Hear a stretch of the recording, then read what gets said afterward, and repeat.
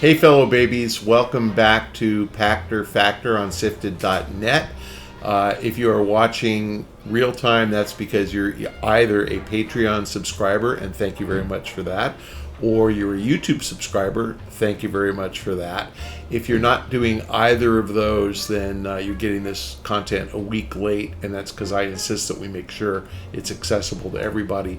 One thing you can do if you are a subscriber or you are not a subscriber, no matter what, please try to remember to link your Twitch Prime account to your Amazon Prime account.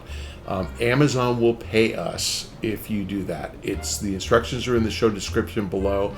Easy to do. It costs you nothing. I promise. You're already paying for it, but that's kind of the lifeblood of this program. We can stay in business. Shane can afford to keep coming out here and filming these things if you guys remember to just link those two accounts. So please read the show description below. Read the instructions on how to link your Twitch Prime account to your Amazon Prime account. We've seen a drop off in those numbers that's not commensurate with our viewership. So if you're watching this, please just pause for a second, look at the show description and click, and that'll get Shane a little bit of extra juice to keep this show being produced. This episode of Pachter Factor is brought to you by DeShazer Ryan Realty. Right now, Doug DeShazer has beautiful lots available adjacent to Koocanusa Lake in northwest Montana. Pull up your RV and access the hookups, or build your own construction. Either way, you have access to world-class fishing, hunting, boating, swimming, biking, hiking, and the internet. No matter where you're looking to buy, make Doug DeShazer your real estate consultant at 406-291-1643. That's Doug DeShazer at 406-291-1643. From YouTube, from James Oi One God, I think. Oi One Good. I have no idea what this is. Starfield was the best-selling game for September 23, despite being available on Game Pass. What does this say about Game Pass? Is this good news or bad news for Microsoft, considering its stated goal of growing Game Pass above everything else? It says that Starfield is a pretty popular franchise and Bethesda is a pretty popular developer. The truth is that I think that there are a whole lot of people who are Elder Scrolls fans who would play a game like Starfield who aren't yet ready to pay $15 a month. And I think that likely the game would have sold 3-4 million units more. So it would have been the best-selling game plus 3 or 4 million units had it not been on Game Pass. I also think that being on Game Pass can actually be a boost for sales. So you have 30 million Game Pass subscribers now. Not that all 30 million of them played Starfield, but a lot of them did. Let's say 10 million did. Those 10 million are telling their friends how great the game is. So, there are games, and Starfield's not one of them, obviously, that none of us have heard about, before they came out. I would say Elden Ring was kind of like that, like a good game that super hardcore guys knew about, but then you hear it's like one of the best games of all time and more people bought it. Baldur's Gate, certainly that. Baldur's Gate, to me, old tired franchise that hasn't been made in several years from a studio that's not considered to be the best studio in the world, and now they are. They just make a phenomenal game. I would have said that about The Witcher. They just kind of have this word of mouth that makes the sales up. So truthfully, I think Game Pass can be good for game sales. I don't think you're going to see, FIFA or now EA Sports Football Club debut on Game Pass. I think that's too great a risk for the publisher and the developer. But Microsoft's going to prove this out. We're going to find out, especially when we start seeing games like Call of Duty, which requires Ubisoft to license it to Microsoft. But I think, we'll find out. Truthfully, I've seen a lot of interest in games when there's a so-called free version. So we've seen this with Call of Duty Mobile and Call of Duty Warzone. It drove higher sales of the Call of Duty premium game. I think it's kind of the same phenomenon.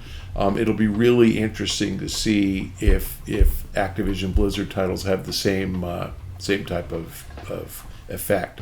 when they're on Game Pass first. So we'll find out. But I think it's pretty good. What is it? Is it good or bad news for Microsoft? I think Microsoft's long-term goal is to make Game Pass the first option for people who don't have any interest in buying a console. And, if you think about the analogy Game Pass to Netflix, it used to be 100 years ago, if you wanted to see a movie, you had to go to the movie theater. And technology has evolved to the point where now if you want to see a movie, you just need an internet connection and you can get it somehow. You get it on Netflix, though, or any other service, or pay-per-view, or whatever.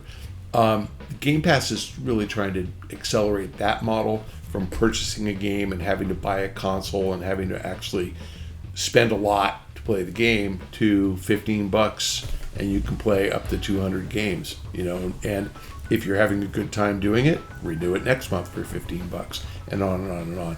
So I think that Microsoft's goal is to push console gaming down from roughly 400 million people who play hardcore, high quality AAA PC and console games to 3.5 billion people who play mobile games. I mean, that's the ultimate audience. And I think Microsoft hopes they can get Game Pass up to 200 million subscribers pretty soon by doing that. So putting games like Starfield on there, it's going to be in the catalog forever now. And I think that as word of mouth keeps going, I think more and more and more people are going to want to play it. Games like Outer Worlds are on there. I just read that Outer Worlds surpassed 5 million units sold. It's on Game Pass for free. So you hear about these games that are really good, and again, it's going to be all the Halo games, all the Gears games, all the Forza games. Ultimately, I think people who have not played games before are going to go, wow, this Game Pass sounds like a really good deal, just like we all do with Netflix. So I actually think it's great news for Microsoft. As long as the gamer's happy with the quality of the content, then everybody wins. I mean, no gamer should be upset that other people who didn't buy an Xbox get to play Starfield. And I think that's really what Microsoft's goal is, that you don't have to buy a big console in order to play. The movie studios don't seem to mind that they can sell their content again and again and again in each of these different windows. So ultimately, I expect that Game Pass will be bidding up for catalog rights to older franchises as well. They won't get the new release, but they'll get the older stuff. And again, don't think about stuff like Ultimate Team or FIFA, but think about stuff like old Battlefield games. Why not? Put them on there. And they are on there, but more and more old Assassin's Creed games. Why not put them on there? They announced 30 million Game Pass subscribers, and the last time was 25. Now, I certainly cannot say that all 5 million of those people are because of Starfield. A lot of them because of Activision, because it got announced and they're signing up. Like I said, Microsoft's making slow and steady progress to that 200 million Game Pass subscriber level. I would expect that Microsoft's losing money on Game Pass right now, and they'll be break even at 100 million and wildly profitable at 200 million, because the content they have to produce, is the same whether they have 30 million subscribers or 200 million. So the incremental subscriber is $180 of profit, 15 times 12. So, there's some cost of delivery and obviously some server cost, but they run a cloud business, so it's really small for them. My guess is, it's probably 3 cents an hour to actually deliver the signal to you, so it's really not a lot. I know you guys all think you play thousands of hours, but I'm just saying it's way less than $15 a month. I mean, you'd have to play, I can't even do that math, 500 hours to get to, more. No, you don't play 500 hours a month. So I think that their ultimate goal is, don't stop at 200 million Game Pass subscribers. I mean, I think that if they can push it out to any screen, anytime, anybody connected to the internet anyway, they could lower the price of Game Pass to $3 a month. I mean, and still probably make money. Like if they can take Game Pass from 30 million customers to 200 million, they can afford to cut the price. I don't know that they will, but they can. So I would not worry about being gouged on Game Pass.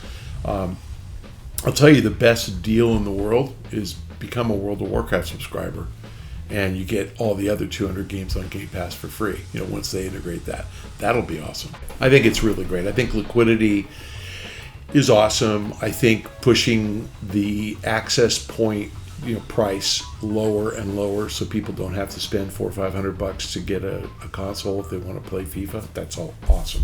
So ultimately, I think that's a really good deal. And I know somebody will say, what about PC? Yeah, but you still need a pretty good PC to play a game. I mean, streaming, especially single player, lets you play like right away, And again, multiplayer is still going to be laggy.